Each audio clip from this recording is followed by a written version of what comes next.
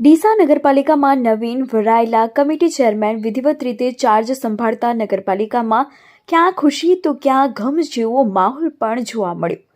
નારાજ ઠાકોર સમાજના 4 સભ્યો નગરપાલિકામાં ચાર્જ સંભાળતા સમય દૂર રહેવાનું પસંદ કર્યું.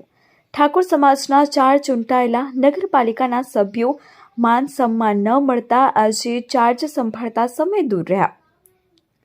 ડીસા નગરપાલિકામાં નવીન નિમાયેલી કારોબારી કમિટીમાં જે પણ સભ્યોની પસંદગી કરવામાં આવી હતી તે તમામ સભ્યો આજે વિધિવત રીતે પોતાના વિસ્તારના જનતાને સાથે રાખીને ચાર્જ લીધો હતો, જેમાં સેનિટેશનમાં મંજુલાબેન રાવળ, ટીપી શાખામાં ચેતનભાઈ ત્રિવેદી, કારોબારી ચેરમેન તરીકે રવિભાઈ ઠક્કર તેમજ અન્ય સભ્યોએ નગરપાલિકામાં ચાર્જ સંભાળ્યો હતો અને આશા પણ વ્યક્ત કરી હતી કે આગામી સમયમાં ડીસાના હિત માટે અને ડીસાના વિકાસ માટે તેમનાથી બનતા તમામ કાર્ય કરવામાં આવશે અને દરેક સભ્યોને સાથે રાખી માન સન્માન જળવાઈ રહેશે એ રીતે કામગીરી કરવામાં આવશે. પણ ડીસા નગરપાલિકામાં નવા ચેરમેન શ્રી ચાર્જ લઈ રહ્યા હતા ત્યાં ક્યાંક ને ક્યાંક નારાજગી અને અણગમો પણ જોવા મળી રહ્યો હતો. ડીસા નગરપાલિકાના ભાજપ પક્ષના અમુક જેમને પક્ષ તરફથી ચેરમેન અને કમિટી આપવામાં આવી છે એવા સભ્યો આજે દૂર રહ્યા હતા.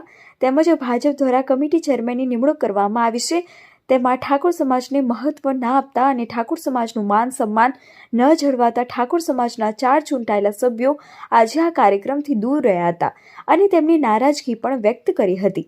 નગરપાલિકામાં નવા કમિટી ચેરમેન શ્રી તરફથી જ્યારે વિકાસની અને ડીસાને અગ્રેસર બનાવવાની કરવાની વાતો થઈ રહી હોય ત્યારે ભાજપ શાસિત નગરપાલિકામાં જ ચૂંટાયેલા સભ્યોનું માન સન્માન ન જળવાતું હોય અને જો નારાજગી હોય તો વિકાસની વાતો પાંગળી પુરવાર થઈ રહી હોય તેવું લાગી રહ્યું છે.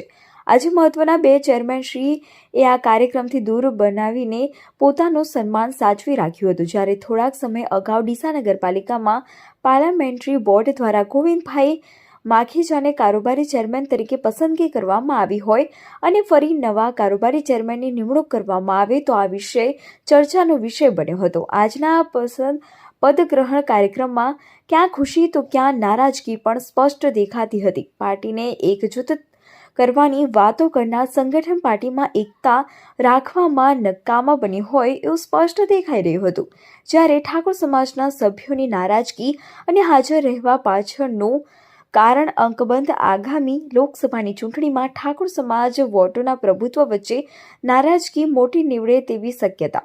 જ્યારે ભારતીય જનતા પાર્ટી દ્વારા વિકસિત અને એજ્યુકેટ સમાજ સાથે આગળ વધવાની વાતો થતી હોય ત્યારે એક મોટા સમાજને અવહેલન કરી અને બહારથી આવેલા પાર્ટીમાં સામેલ થયેલા વ્યક્તિઓને કમિટીઓ આપી અને ભારતીય જનતા પાર્ટી શું સાબિત કરવા માગે છે?